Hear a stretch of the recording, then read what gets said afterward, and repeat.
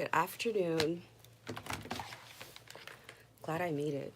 I was just having a coffee and almost forgot that I was supposed to be going live. I'm trying to schedule my lives now.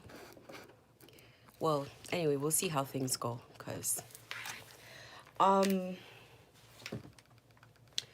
so today, what do I want to talk about on this live?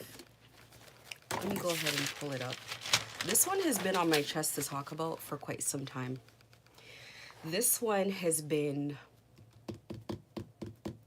So, I heard a story a couple years back. I want to say in about the pandemic or so.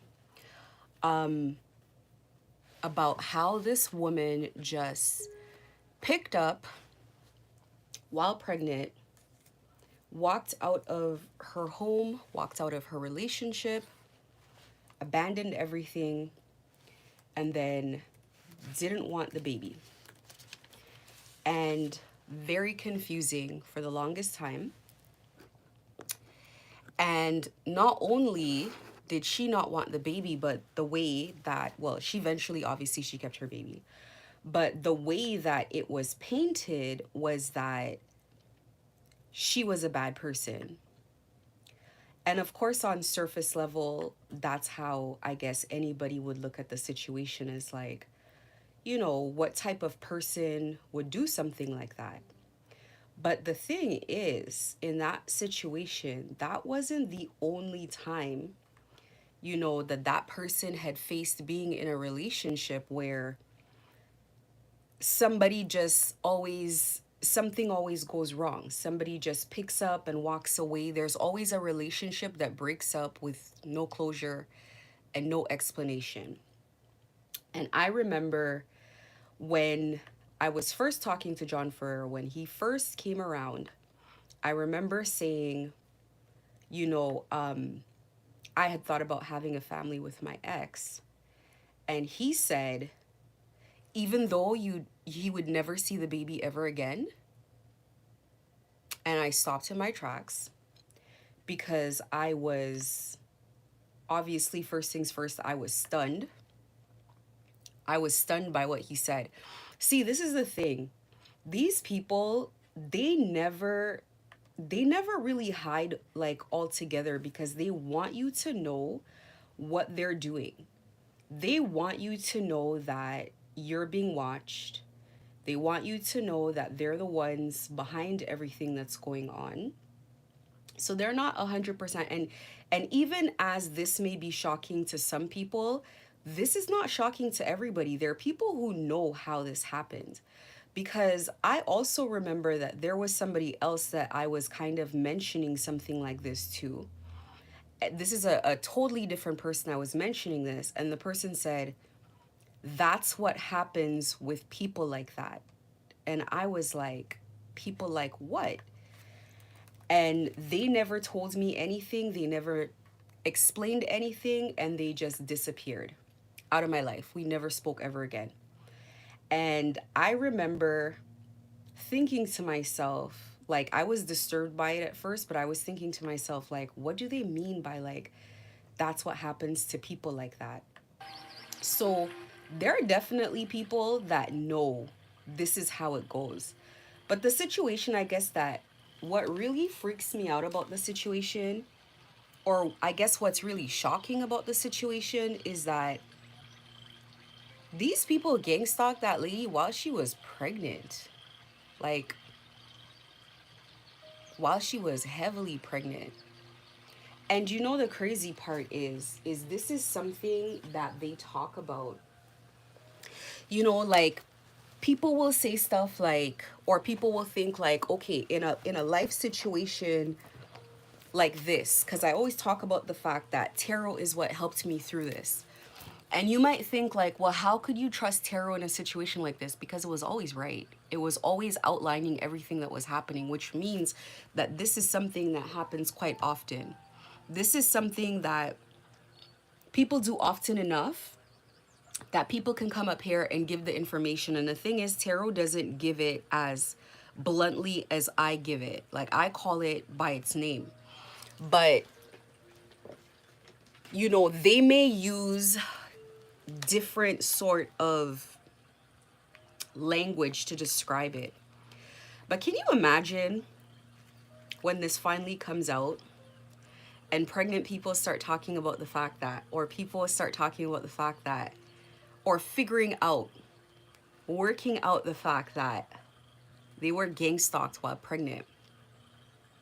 That coming out. Because let me tell you something. I've been through gang stalking, heavy gang stalking. People following you everywhere. Everywhere. People, they're still trying to do it now. They're still trying to do it now.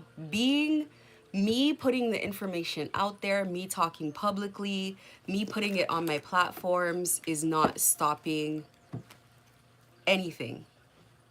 If I were going to work every day, they would still be actively doing this in public every day.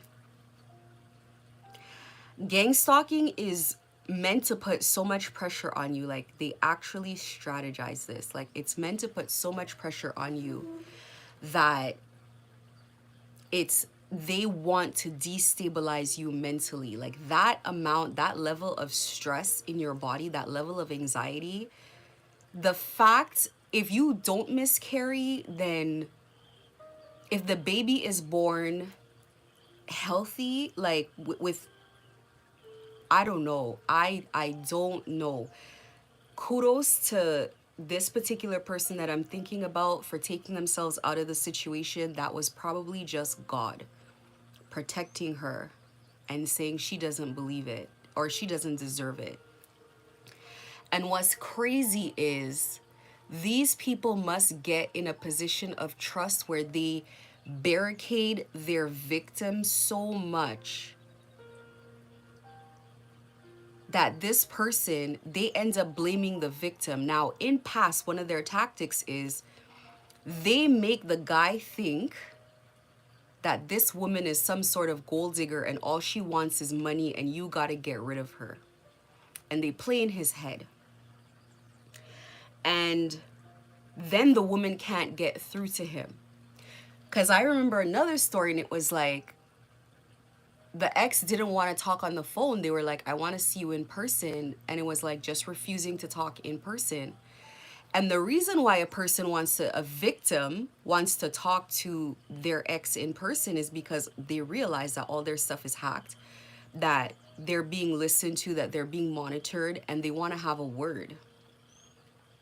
And so they put the guy in a situation where he won't even get in contact with the woman for whatever reason. Maybe he knows that she's being gang stalked. He's being gang stalked himself. He thinks this is the solution to keep her safe and that it goes away. But actually what they do is they find one of their own men to get in a relationship with the woman.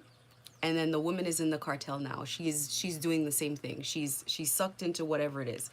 Nobody gets gang stalked and then they could like walk away free, like it's some sort of like just for now type of thing. No. What's happened with me that no one is in control with me is their worst nightmare. That is one of the many reasons we can roll out a scroll of reasons why John Ferreira has to remain committed to doing what he is doing right now. I am not supposed to exist in the state that I'm existing right now, meaning still on my feet, whether financially, mentally, in any capacity, still on my feet, able to properly recollect everything that's happened in a sound state of mind and talking out loud. That's not supposed to happen according to them.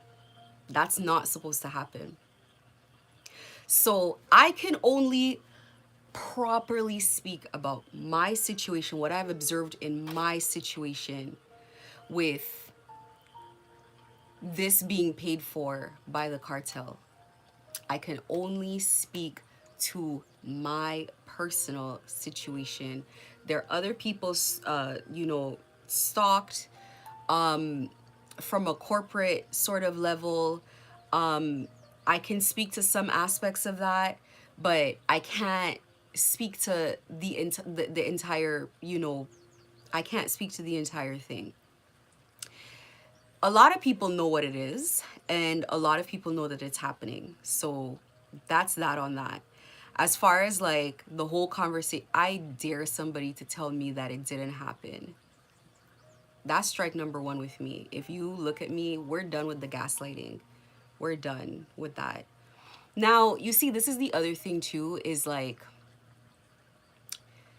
religiously, from a spirit, not religious, because I'm not religious, but from a spiritual standpoint,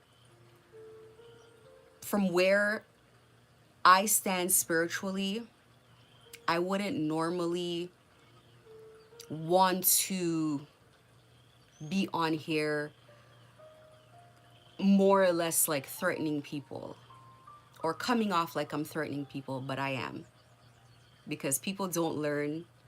And I'm just letting people know last year is not this year. We're in a different year. And all of the nonsense and the shenanigans that I let happen, I'm very trigger happy now. Very trigger happy. So that's first things first. I want to put it out there. I think that's just fair, because I'm not underhanded. Let me tell you something. I just posted something on my community wall today. There are people who hide their hand. They throw rocks and they hide their hand. And then there's people like me who give you fair warning, because I'm not afraid of a fight.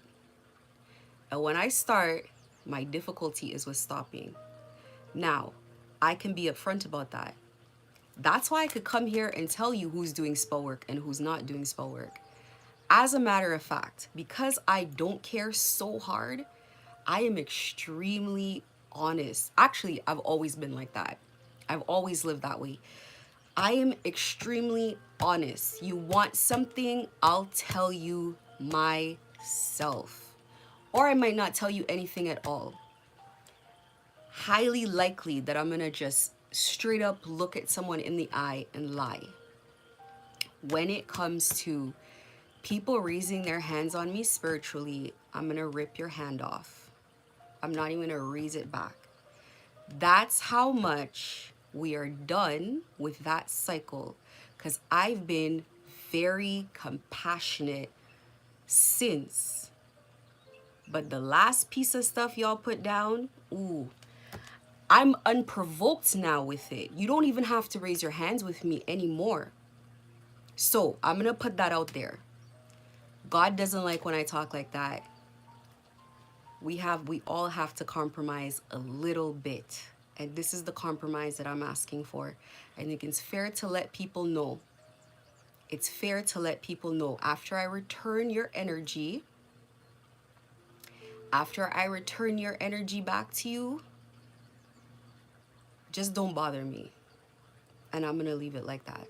And I had to say that because it's been on my chest. It's been bothering me to say it. This is not last year, okay? I'm no longer just focused on John Ferreira. I'm no longer just focused on him, so tread lightly.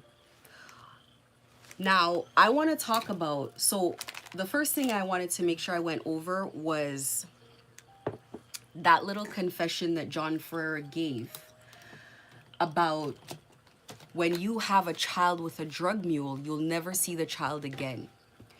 He does not come around or pop up in your life or show up as a warning.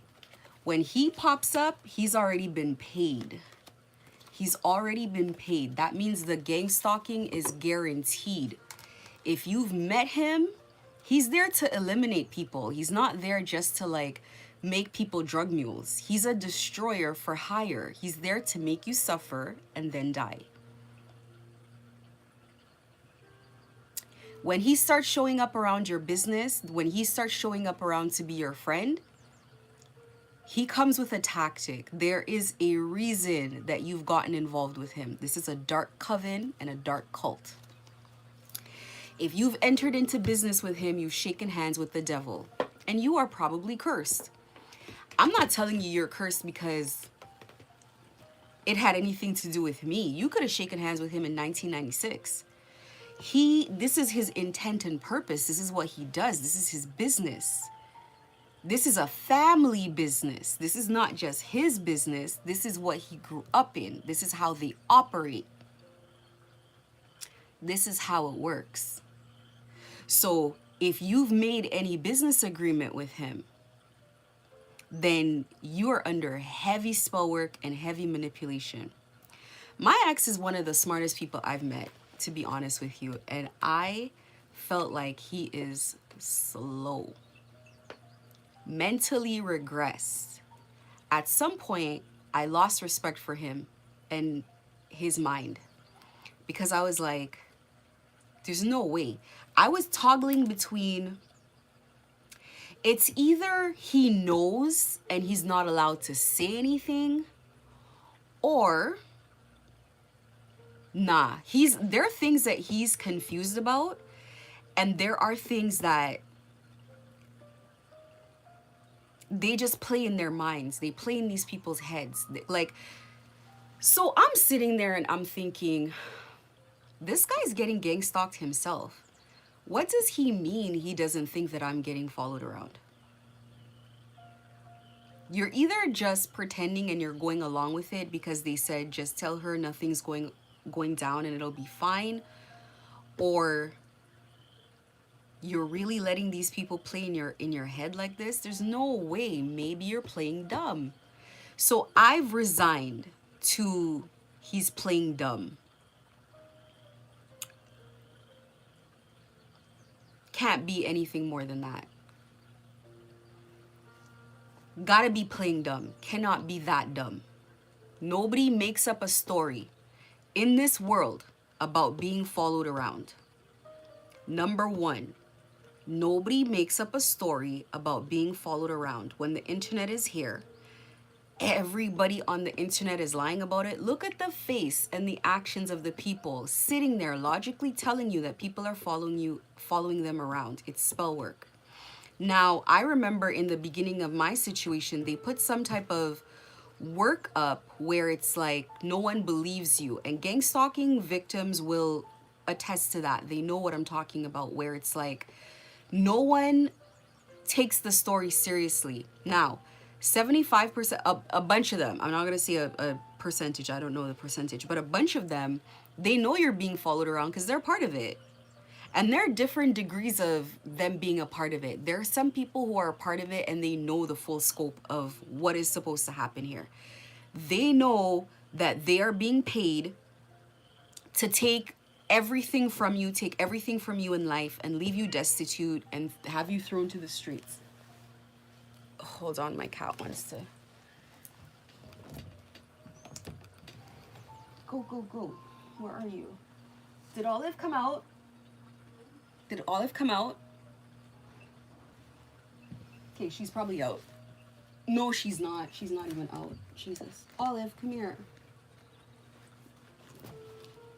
Here, go now. Anyway, they know that the point of doing this is to destabilize you in every way. Financially, emotionally, to put you under control, to put you in that type of situation. So a bunch of them know that. Then there are those that just think it's some type of funny game and they're getting a little bit of money out of it until they realize what they're a part of. And I really believe that, like, every time I say that, I think of people like Amira, who used to work for me in one of my stores, who thought it was cute. You know, the craziest part is I'm talking to this girl, very friendly with her, very good to her, knowing very consciously that she's playing games, with me. And I'm thinking, let me see how far this is gonna go. Let me see how far this girl's gonna take it. At first it was shocking because it was like, wait, there's really people like this? Now, don't get me wrong. I know that there are bad people in the world. Like, I am not that naive. But special people will look you in the eyes while you are very generous and kind to them. That's a special type of person that does stuff like that. That is the part where you're like, whoa, there's a lot of these ones. How much were they promised? They didn't get a dime. Promise you. Right after they had completed their mission or failed, they got gang stalked themselves and swallowed into the little machine. Right after. The bulk of people, and this is what I really wanted to talk about today, because I feel like, especially people in my city, there's a lot of people having a good time and reality hasn't yet set in. So I'm going to talk about the trail that I have perceived that people walk in regards to this thing. So if we're painting a picture, John Ferreira is a sadistic monster who's come up with a plot on how to trap people. Now, whether I say something like how to trap their souls or how to trap people, it's the same thing I'm talking about, whether it's a spiritual explanation or a reality-based explanation. That's the other thing that people don't understand. It's like having two pieces of paper that are identical, different worlds, but when you put them together one over the other and they overlap, it's the same picture on either one. It just has to happen up there before it happens here. It's the same thing, okay? He's a destroyer for hire. So they use spell work, esoteric knowledge, and they use those sort of practices, and they, instead of using it for good, or instead of just using it kind of sporadically like people use, they almost take it almost like, it's like how they do in Hollywood. They use it in an underhanded way to make profit. So they have ways basically of, and I've talked about this before, attaching themselves to a person, and as your wealth and your everything good about you decreases, everything that you've lost, they gain. And they do that in a number of ways. I used Kim Kardashian and Kanye West as an example. Married, had children, everything that was a blessing in his life, she somehow inherited. The exact things, the exact relationships, the exact partnerships, everything. So it's kind of like that. So just to give a recap of that, he had a really good relationship with Balenciaga that got destroyed, and she has the relationship now. She had a really good relationship with Vogue that got destroyed for him. She's sitting front row at Vogue besides Anna Wintour now. Her career, she started as a reality star, and now she's valued at $1 billion, and who knows what his valuation is. I haven't looked it up, but it's just like everything drains from you and they get it. They do the same thing when they gang stalk you in this way. So they create a situation where you can be in the lowest possible vibration, and that makes you easier to attack because your defenses are down. So they put somebody in a hyper, how do I put it?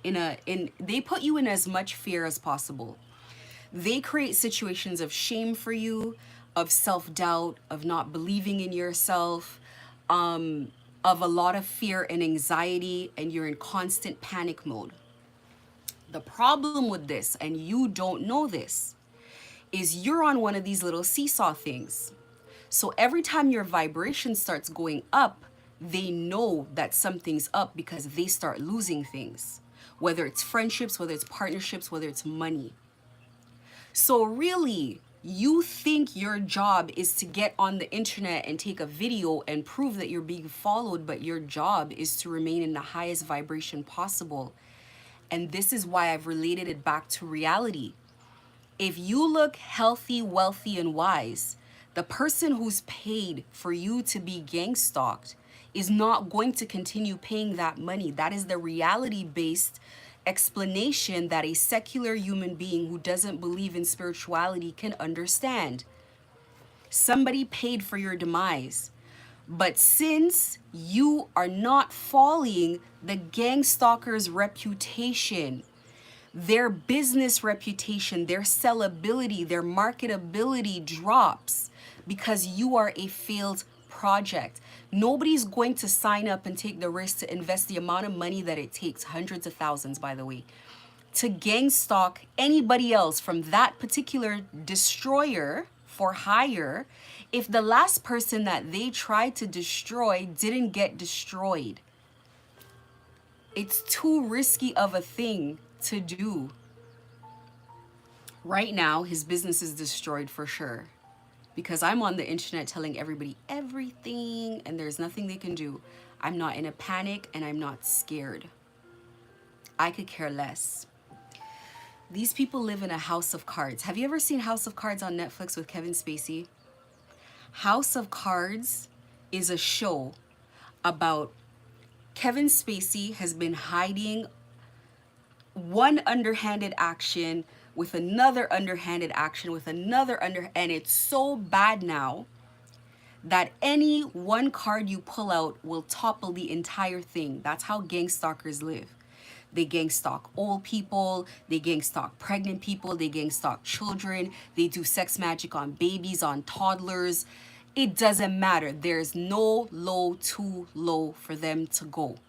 There's no bottom. Nothing is too horrible where they're like, yeah, I'm not going to touch that. Nothing. They're in a house of cards.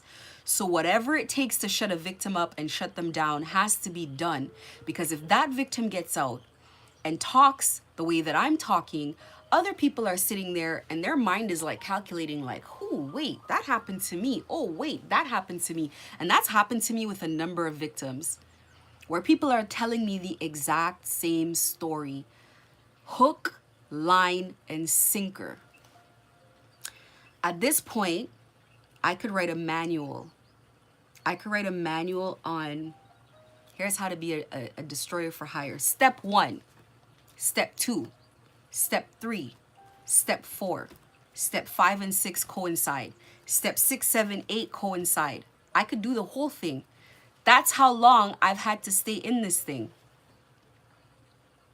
That's how long I've had to stay in this thing. I now have parameters in my mind of who's doing what, who they rely on for what, who's the person with the real hacking skills, who's the person who does the real spell work, who does the heavy lifting, who does the maintenance stuff.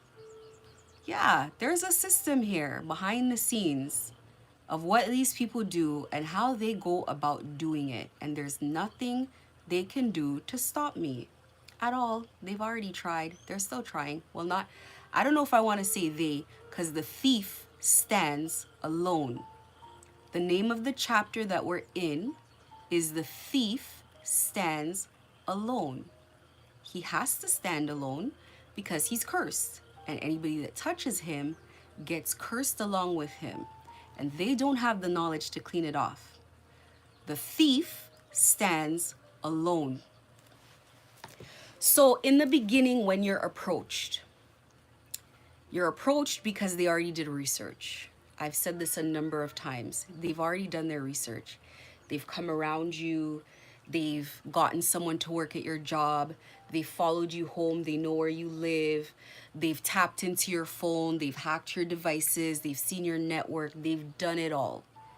So they have a pretty good handle on your personality, on, you know, are you a soft person? Are you a person that is going to be easy to manipulate? Are you going to stand up for yourself? These are the people that they like. They like the soft people, the good-hearted people. Because being good is seen as a weakness. Being loving is seen as a weakness. They take that for a joke.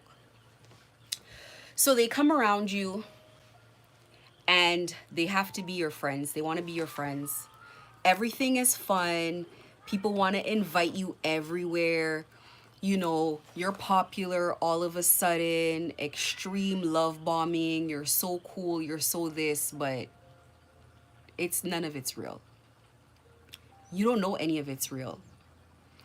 You don't know, at that point that none of it's real. You're around a bunch of people and depending on who you are, you don't even quite fit in with them. They're weird. They're probably out and out criminals. It just depends. But if we're talking about the cartel, probably they're out and out criminals. They're out and out criminals. They invite you. They have their own little restaurants that they go to. Perla in Vaughan is one of their restaurants that anytime I see someone at Perla, that's where they invited me to. When I see people at Perla, I'm like, oh, they're probably cartel. Okay, cool. They all hate each other. That is the part that was weird for me. Everybody talks about everybody else. Everybody's so hateful and upset. This one knows this one's business. This one knows how long this one was in prison. This one knows about the affair that one's having. Like, they do not like each other. They don't like each other. So it's a weird thing, but it's about money, I guess. I guess that's what it boils down to. That's what anybody ever like cares about, really. So they come around and everything's fun, and nobody actually tells you what you're getting involved in. That is one of the parts. Everything about it is reprehensible. But that is the part that's crazy, because they con you out of your freedom. Now, what I think it is, or what it looks like to me, it's almost like it's like a recruitment program that people are in. It's almost like, you know, one of those things where it's like those little I don't want to what is it called? A pyramid scheme, where you come in, and then as you bring people in, you get them to bring other people in. So it works like a branch. And then as you have more people who are bringing people in, you go higher and higher on the ladder. That's how it is. So it's like when these people get into this situation and they still think it's fun, it's like almost like they're offered money. They're definitely offered money. They're not doing it for free. They're offered money to recruit more people. So it's always an offer of going on vacation. It's an offer of doing something. And especially, I'm pretty sure when people are like in doubt, they're like, just try it out, see how it goes. There's no such thing as trying it out. Once a criminal, always. You're a criminal now. They also like to find ways for you to commit break some type of law with them. They're always looking for a way for you to be some type of criminal. I remember in the beginning, I had to file my taxes, and the Daisy Porous prostitute is telling me, oh, but you're not gonna file it properly, are you? And I'm like, for what? I haven't made $1 million for the year. What am I trying to hide here exactly that I wouldn't? They're always trying to push you to break some law with them, because that's important. Because that is how they blackmail you, is that they have to have something over your head, so that when you start being like me, wanting to speak out, wanting to go to the police, they instantly get you arrested. They instantly have some sort of evidence against you. I remember when this came to me, I was looking at some meme online, and it was saying something about like joining some gangs is like basically like you hop, let's say you're this is what it was actually. Some girl was saying that she hopped in this guy's car and they were going on a first date, and instead of going on the date, he went to commit some crime. And she was telling it online that this guy committed some crime with her in the car and she held the gun or whatever. And then somebody in the comment section was like, she's a part of the gang and she doesn't even know it. And that's when it hit me. I said, oh, that's why they do it like that. So they want you to do it. They want you to commit some crime. And even when I went to report to the police before, the police said, unless you've done it before and you're running from them. And I thought, who cares if a person has mules before and they decide that they're not willing to do it anymore and they're coming here asking for help? Who cares? What kind of crazy talk is that? It's like, oh, you're a drug mule for life. We don't want to help you.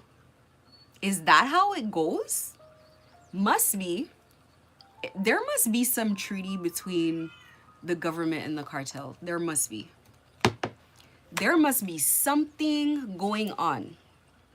There's a new person that they've put in charge of being in my energy, because the last two are dying off. So here comes Smarty Pants. Maybe they keep a lot of things secret too. They keep it secret that they're going through stuff So people are not discouraged from putting their hand in it. That's what they like to do. So here comes a new one. You guys will know when you see them on the street that they're going through something. It's unmaskable. There's a reason that people haven't physically seen John Ferrer in a while. He looks like what he's going through. Believe me. Anyway, it's very fun in the beginning.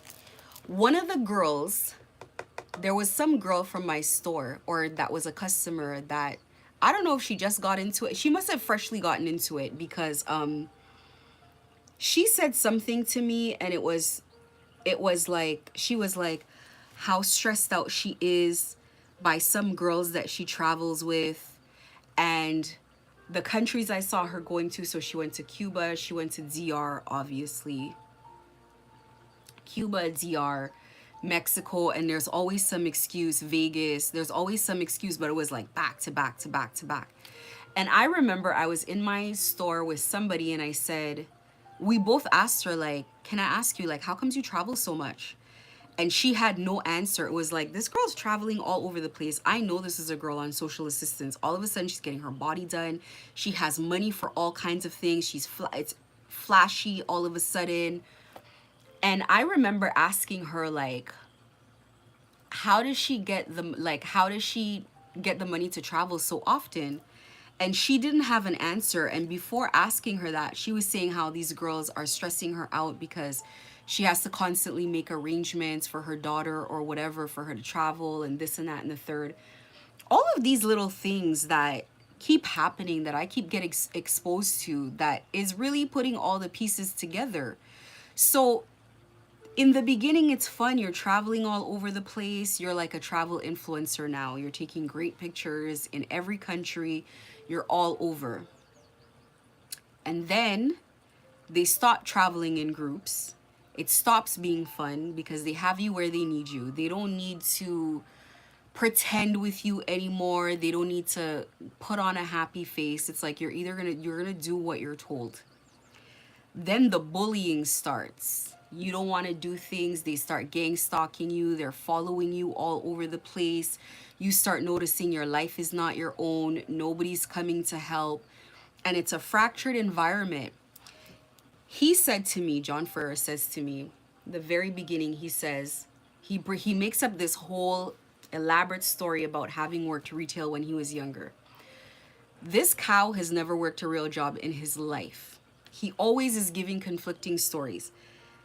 One time he tells me he's never actually worked a job, but in the beginning he tells me, oh, I used to work for this retail. There's this, in Canada, there's this retail, what would I call him? An entrepreneur. Let's just keep it simple. There's this guy who owns a lot of stores. He says anyways that he worked for this guy, and there was a lot of theft. And the way that they got the theft down was that they basically instituted some sort of system where they give $1,000 for everybody that reports the other people that are stealing. And that's how they got it down, because everybody was watching everybody. And that was his coded way of saying that the gang stalkers that he works with, everybody reports everybody. You're rewarded for telling them what other people are doing. And so it's almost like, I don't know if they take some sort of code, like oath, that they're not allowed to date outside of their society, or what it is. I don't know what it is. I really don't know what it is. However, whatever it is, you get reported by your so-called friends. Everybody is really there to watch everybody else. That's how they do it. So there really is no privacy. They're on everybody's social medias, everybody's emails, everybody's accounts. It's like constantly monitoring people all the time. When they get some sort of alert, they start digging into all your stuff. They bully people. Not just that they bully people, but they're aggravating. They're aggravating on purpose. So it's like, that's where all the petty action comes through. It's one thing to feel like somebody can actually do something to you. Or maybe it's just me. Maybe it's just that because I don't fear the situation, because I have no fear of neither the spell work nor being followed around, nor the intimidation tactics, none of it. Maybe I just see it as petty stuff because someone cannot, even the police say, the police will tell you, oh no, they can't control you. They can't force you to do anything because they know they can't control you and they can't force you. But the police know the level of bullying that they put people under. They bully the police. They do spell work on the police. Like this spell work especially is something that people do not like. There's no one that they won't try it with. There's no one that they won't try it with. And the way I see it, they don't even research people to see, they just start throwing hands. They don't even research to see, well, is this person protected? Does this person have like, any energies around them that might stop this from occurring? They don't really look into anything. It's like somebody comes around and they just crack into people, which I think is wild because not everybody is susceptible to that sort of energetic work like everybody else. Sometimes, and you find out the hard way in situations like that, but perhaps they've done it long enough and they feel like whatever they can't personally do, because to me I feel like they get away with murder on like kitchen magic, on very light, run of the mill, easy to put together stuff. And then if it gets heavier, they go overseas and they go consult people that can do heavier work. That's how I feel about it. That's how I feel about it. People in countries where the general population knows better. The general population will not tell you, I don't believe, because people have seen enough. Even in Canada, people know better, but you're more likely to hear something like, oh, I don't believe in it. Anyway, when we're past the fun in the beginning stage, now you're gonna have to just travel alone or travel with your kids or do whatever it takes, one way or the other. So now you're getting the girls who are getting in their car on their own, taking trips across the border back and forth. Now you're getting the people who are always on some vacation somewhere. I guess there's people who they get to a point where they stop taking pictures of it. I don't know if they're told not to do that or if that's just what they decide because people have questions. I don't know how it goes. You could always tell a fresh face because they're traveling everywhere and they have pictures everywhere. You will see people go from good professions to now travel influencers. They love to target influencers. They love to target people who don't have some sort of stable job that they have to be at every day. They love to target these kinds of individuals. As a matter of fact, they kept trying to push me to leave my store and go online and have an online business. And it's coming from everywhere. It's coming from the dealership that you're going to. It's coming, everybody is pushing you. Oh, you should put your business online. You should put your business online. Everybody, it's like suggestive programming. And nobody's coming and forcefully saying it, but it's like they want you. So it's like you're going to go home at night and think, I should go online with my business. Now, why the hell would I leave a mall setting to go online? Why would I want to do that? Make it make sense. So then what they do is they have to take away the actual business that you have that you depend on from you. And if they can't get you to give up your business, then they're going to put their hands and their feet in your business. So as you're making money, they're the ones now providing you the income. And I've gone over how they take over an online platform. Apply it to your situation. If you have a business that is not online, you got to apply it to your own situation. Like, okay, I have a construction business, or I have this, or I have that. Apply it the same way. They're going to be sending you employees and staff that really work for them, that are there to monitor you. They're going to be the ones patronizing your business while they slander your business out there. They're going to be the ones that basically are going to be, what do you call it? The drain stopper in your business while you build a life on income that they're providing.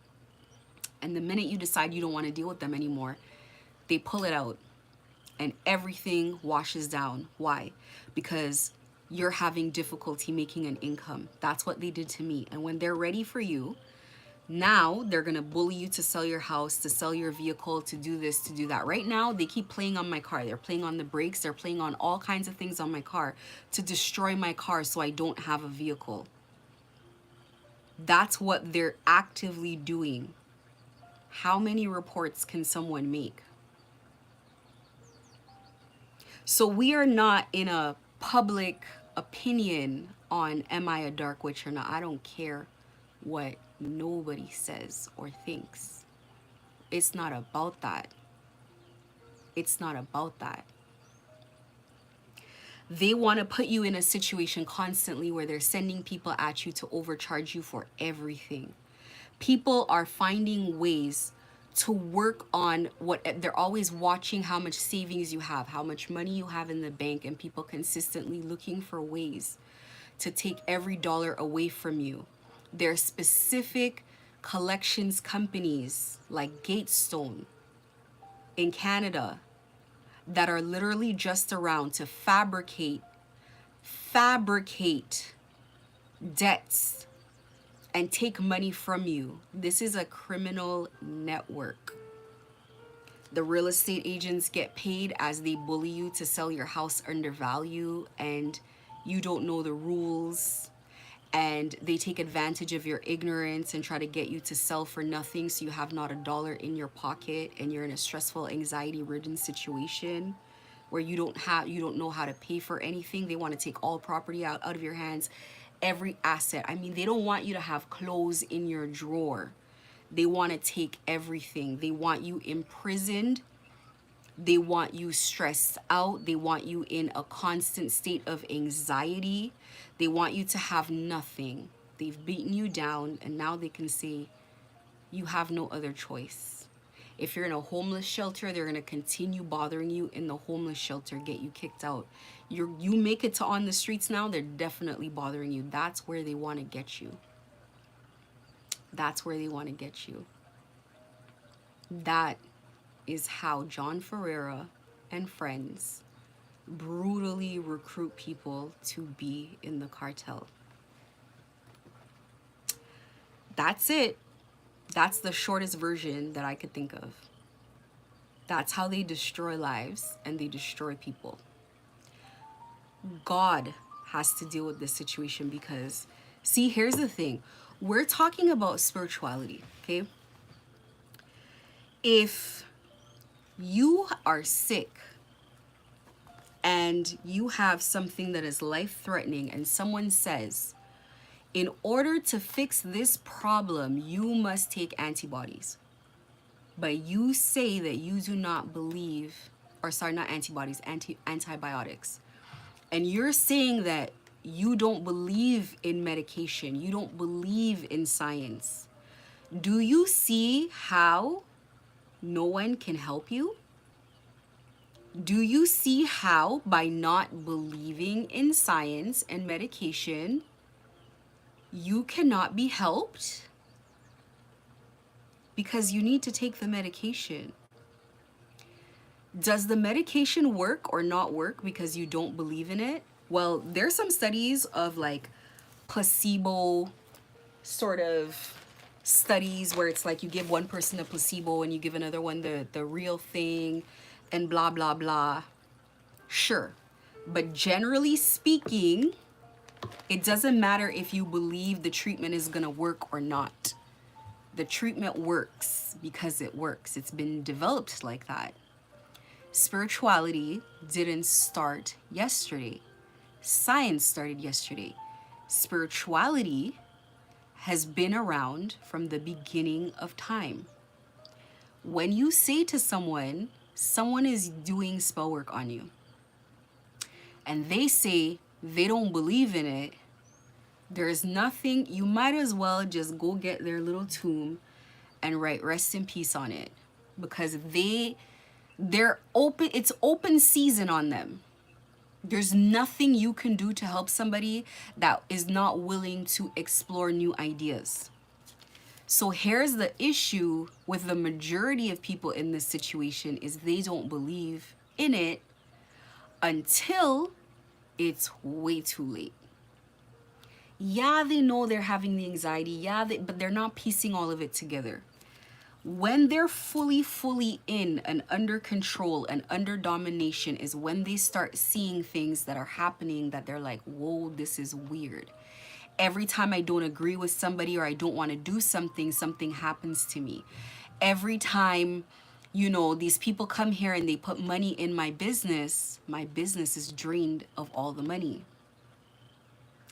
So right now we have people that have profited off of robbing me, that are feeling like their finances can't move and nothing's working out. And you can't call any police about that. You can't sue anybody about that. It's a little bit of bad luck. Somebody will be convinced to overcharge you small money, 200-300 there, 1,000 there, and think it's funny. Ha ha ha, I got away with robbing this person. That's not how you live. It's not how you do things.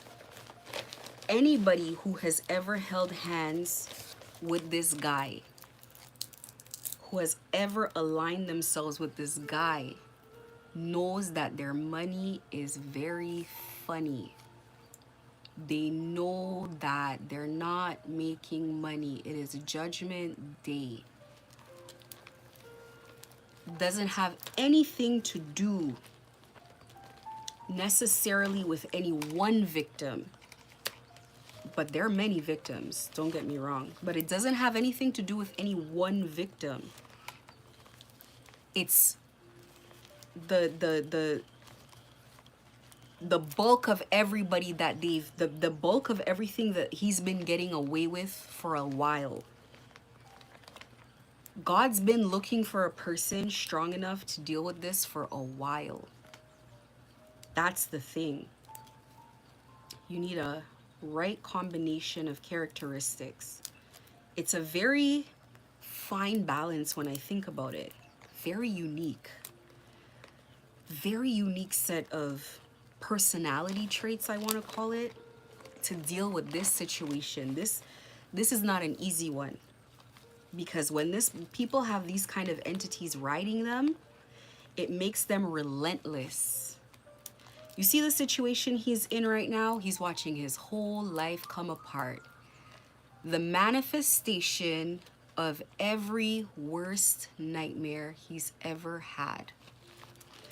This is the kind of nightmare that you think about once in a blue moon before you go to bed, and it's so horrifying that you have to brush it off quickly to fall asleep.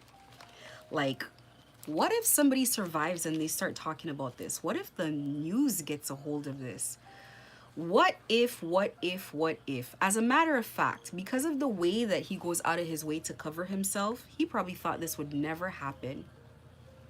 He thought he would always be in the good graces of the people that he works for, because those are the people who's behind he kisses to make sure that he's okay. He has to stay in that organization. Right now, he begs people. I'd be surprised if he doesn't break down in tears on the phone. I'd be shocked if he didn't, but he probably does. Begging for help when it comes to me. Begging. Knowing in his heart what is going to happen to the person that he just begged for help from. These people don't want to be a part of this anymore. Everybody knows what type of crazy stuff is going on. Everybody knows. This is the thing. These people knew that this was going to happen. There's always a day. There is always a day. No matter what you're doing, when it comes to an end, everything in life is seasonal. Nothing in life can last forever. That is rot. That is a cancer. That's what people are attempting, is to have the institution run this way forever, and it cannot.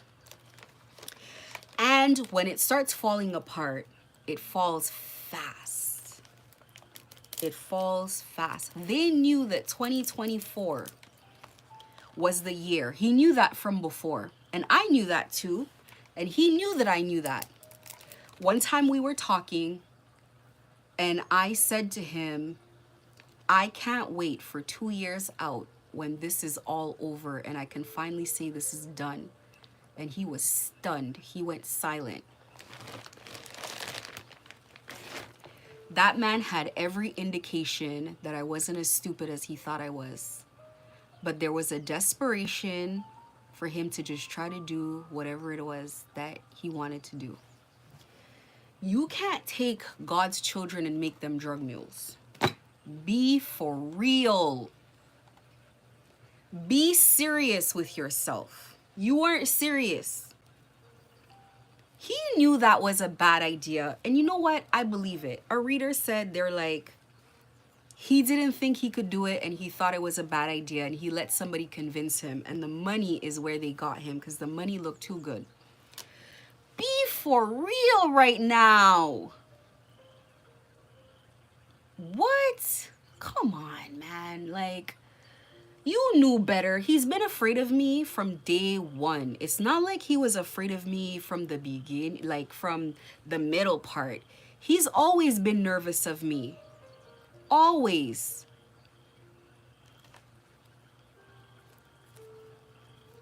How comes he doesn't want to gang stalk me himself? How comes he can't get into his little red wagon if he still has it? I doubt he has that vehicle still. But how comes he doesn't get in the vehicle and come follow me around himself? How comes he always makes somebody else do it? He always sends somebody else to do it. How comes he's paying these young children to do, these young girls to do this type of work that he could easily do himself? Why?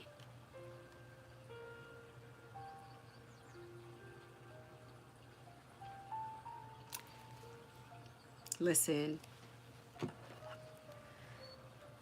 so much I'm just not gonna say. I'm just gonna let it be. I'm not gonna say.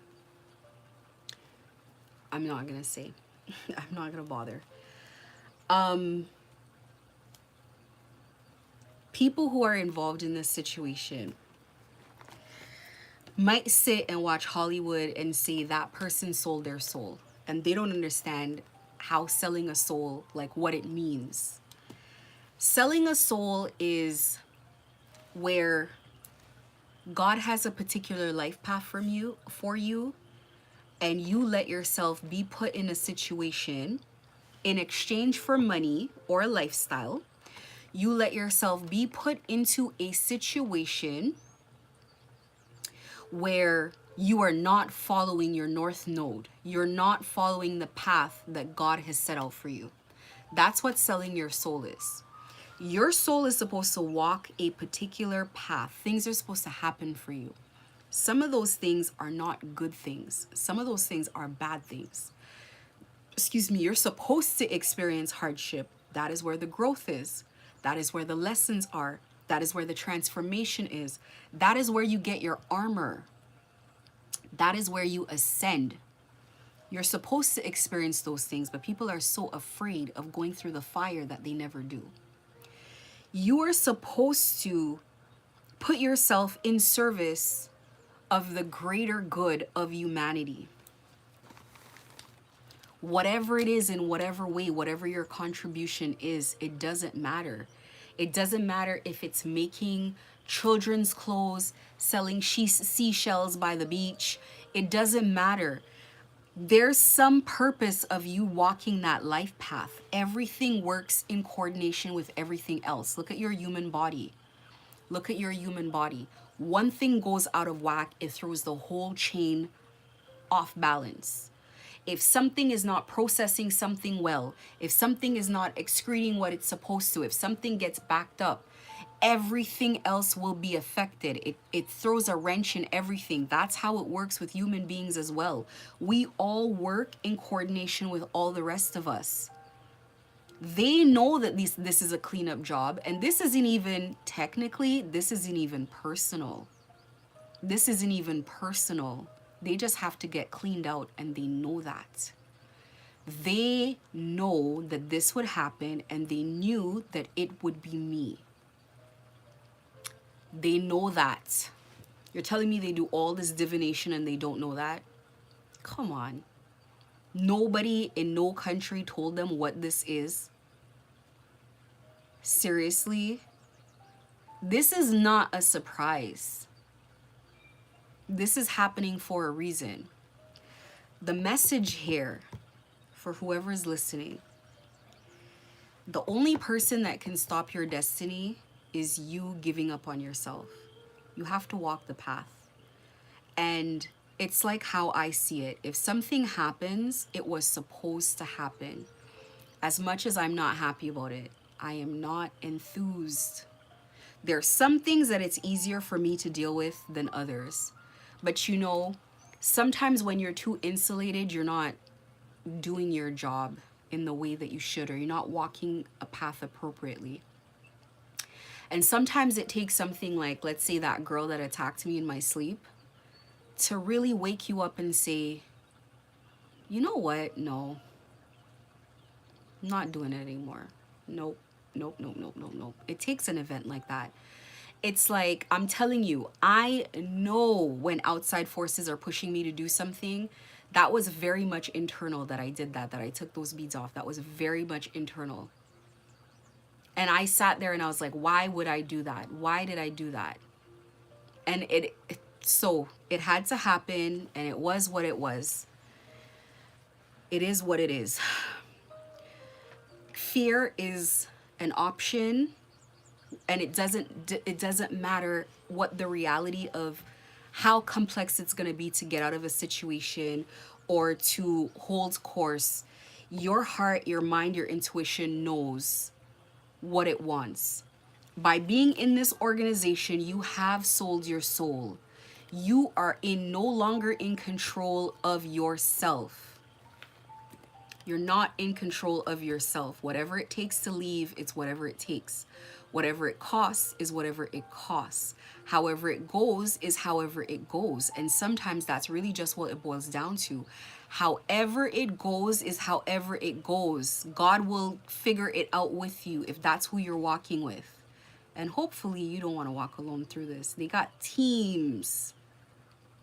It's bad enough where you have one person doing spell work on you. They got teams.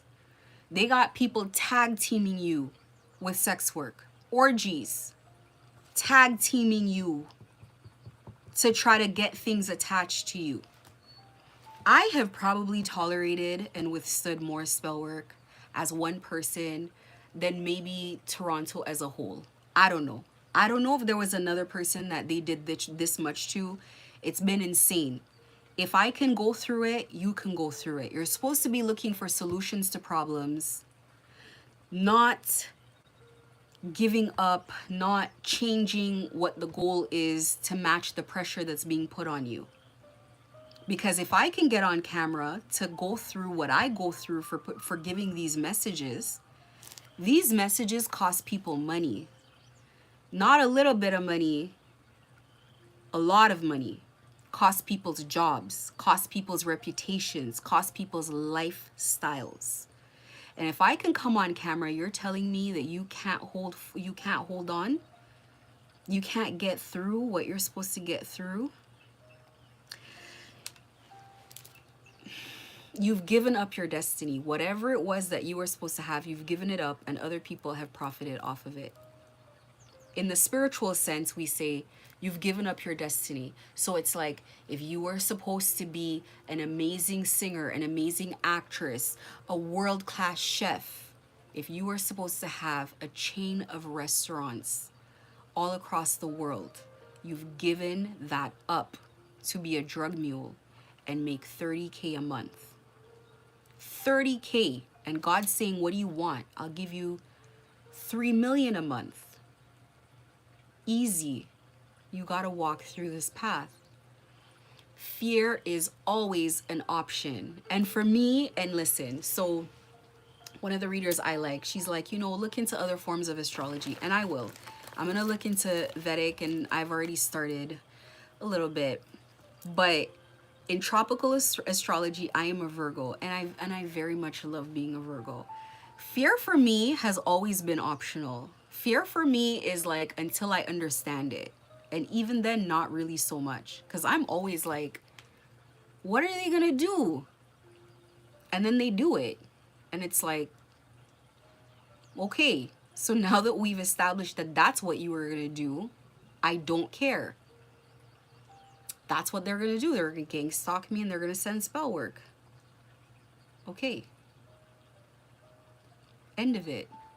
My ancestors are going to gang stalk you and you're going to get your spell work back. And we're going to sit in this mess. All of us. We're going to sit in this mess for as long as it takes. But it's not going to take long, and they know it. They have the dates. They know. Even though they may not know till the time of day, but they know their days are numbered. It has gotten worse and worse every day, and it continues to get worse and worse, and they know how this is going to go. It is what it is. The last thing I'm going to explain before I get off of this live really quickly, I'd like to explain to people spirituality and how you differentiate with light witch, dark witch, and all this kind of stuff. To simplify it, and this is oversimplifying to some degree, but to simplify it, here's a good way to understand what's going on. So there are people who go to the spirit realm and they are ordained by other human beings by themselves who gatekeep information. And these people, by whatever measuring system they have, decide who gets information and who doesn't. And they control how high this person goes by how much information that they give. This person receiving the information understands the hierarchy, and they also know that they probably need to give back or are in service in some capacity to the people who are giving them spiritual information. They have to pander and kneel down to be in these covens, in these cults, and all of these situations. They probably, and usually these people are not really of the light, no matter what they say. They're usually not of the light. They're doing this for profit of some sort, for power control of some sort. Then there are people who have to stand in the gap for God. And this is not about money. This is not about power. This is not about status. It's not about any of that. This is about being in a situation where you're suffering for a cause. 9 times out of 10, you don't know what the cause is. You are not initiated by any group because God understands how these people operate. God keeps you alone for a reason. This is a fun fact about me. I knew years ago that I was protected by, and I knew more or less what type of energy it was many years ago. I've seen the patterns in my life. That's number one. And number two, I also knew that I wasn't meant for friendship. I wasn't meant to ever have a lot of friends around me. I just always knew. I accepted that a long time ago. That's why these people came and found me by myself. I accepted it because sometimes you just have to accept how things are in the water. You just have to accept it. It is what it is. So when they met me, they tended to, there was this feeling like she doesn't know who she is. She doesn't know what she's about. Now, I'm not saying I had the full picture, but I definitely knew key components. It's like you're observing your own life. You're seeing, you have common sense. God doesn't have to come and tell you everything. Like some things you just kind of already know. You can see, right? People that are in situations like that, it's like you cannot be ordained. Your ascension cannot be ordained. Anything, your spiritual growth cannot be gatekept. It's not about them. It's not about them. And God's going to do what God wants to do. And that is the part I think that people do not understand. So if you look at particular situations, like I have to continue to make sure that I am worthy of being in connection with God and being close to God. God doesn't possess you in the sense of taking away your control and taking away, your your ability to reason for yourself and your free will. It doesn't work that way. Demonic possession works the opposite way, where once it gets a hold of you, it's not gonna let go. And as it eats away at you, that's where you end up with mental instabilities, and you end up in the crazy house and whatever. That's possession. You do not have to be worthy of possession. It, like, you might start one way, you get possessed, and then it walks you down the line. You get darker and darker and darker until you lose control, until you can't find light even if you wanted to. Even if you were sitting in a room full of light workers, you couldn't access it. It sounds corny to you. It irritates you. It angers you to hear people happy, to hear people talk about, anything good, to see people happy. All of it frustrates you. So it's like there are two different spectrums of people. And again, oversimplifying, the spectrum is a lot more diverse, but they're two sort of polar ends. People who have to continue to be worthy, people who are of service. And there's some people who are of service and it's a lifetime of service, it's several lifetimes of service. Like, you're not getting much out of it. It's not about that. You're just needed. It's not like on the other side where it's like, you do this and you get that. You do this, and if you get that done, you'll have riches, you'll have wealth, you'll have this, you'll have that. It doesn't work that way. It's not a transaction. It's not a transaction. If you get rewarded, you get rewarded, you get blessed. But it's not like you're in a situation where it's like, okay, if I do this, I want that for it, or you're negotiating. It's not like this is not how it works. This is for love. This is out of love. This is a family. This is a relationship. I've talked about the 10 of Cups. It's like you are just happy to know that you're of service to God. You would do that for free. Versus, and people like to confuse the two, because there are people who understand what they're doing and understand how to counteract it. They like to muddy people's minds and confuse people and say, oh, that person's a dark witch. Oh, that person's wishing death on me. Oh, that person's this and that. You're getting that because that's what you're putting out. And this person knows how to cleanse their space. It is very easy to determine the real from the fake if you're paying attention. If you're paying attention, you will understand, you will see how people are sitting on a high horse when they distribute drugs is crazy to me. The audacity. Do you know what drugs does to a person? Do you know what drugs does to people when they take drugs? Stop calling God's name when you're involved in destroying people's lives. You think, and I was like that too, that the only destruction from drugs is just the end result of the user. The bulk of the destruction is before it even gets into somebody's hands. It's this kind of stuff. It's the gang stalking. It's the violence. It's the corruption. All of this just to get something to an end user. All of this. It's insane. It's insane. If you don't have time to sit down and think about what you're participating in, this lifestyle, and there's a reason why it's cursed. One thing I will tell you when it comes to the Most High is that it's one thing when people are all doing negativity together, when they're all karmic together in a group. It's like all's fair in love and war in their little group. It's a totally other thing where then when they're starting to involve innocent people, when they're starting to involve God's people, God's children, and people are crying out. And that's the problem. That is the problem. When they come after certain people, that's where the problem lies. That is where the problem lies. So believe me, this thing has gone on, and it's gone on long enough. It's very clear. They know that. All parties involved know that, including the people who paid for the work. And that's why they're being so aggressive about it. They understand what's going on here.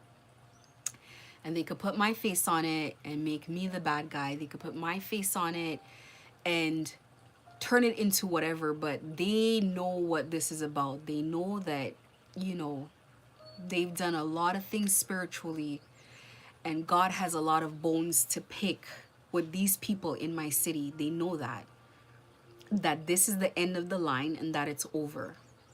And it's not going to drag on forever. We're at the end of the rope.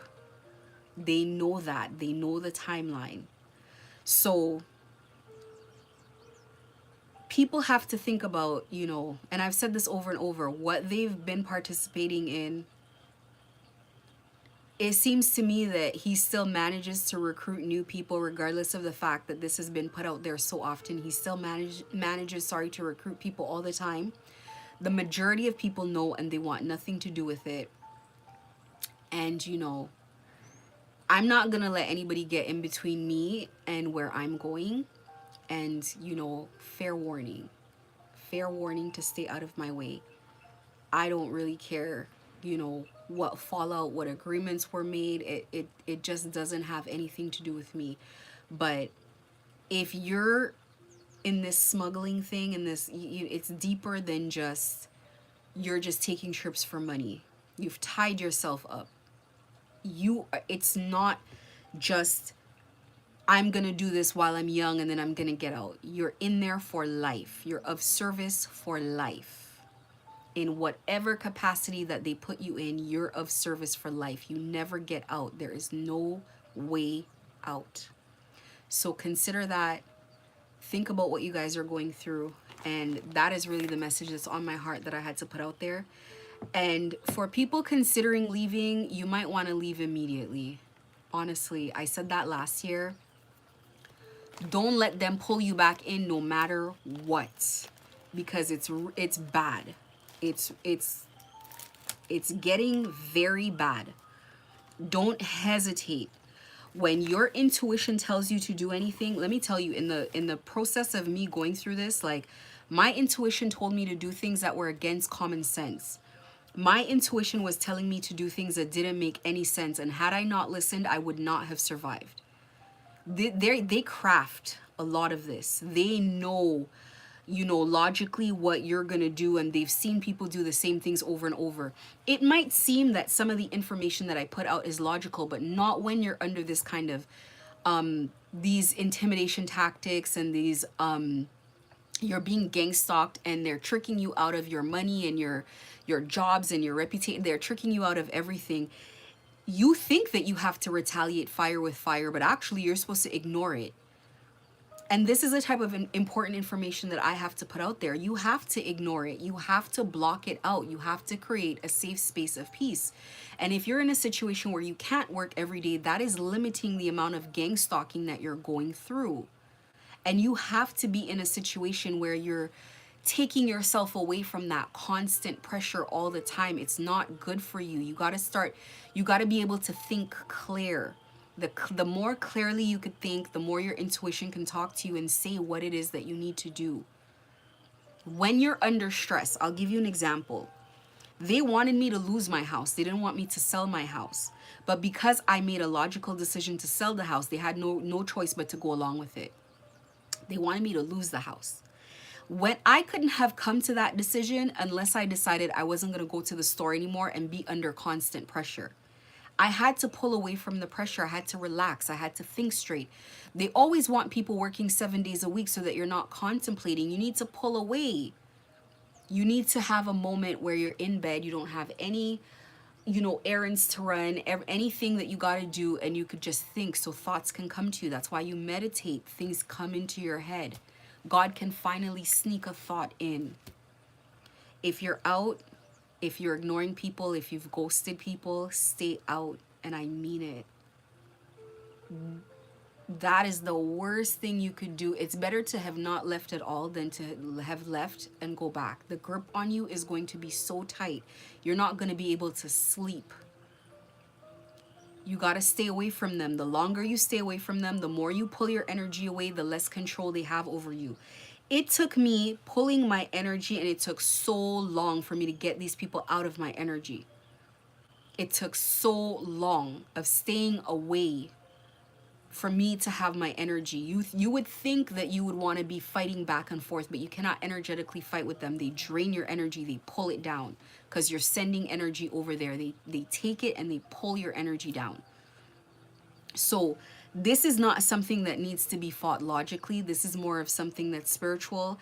I've put up a ton of videos. Please take a look at you know, all the advice that I offer. Best of luck, and keep your hands off of me and stay out of my energy. Okay, have a great day.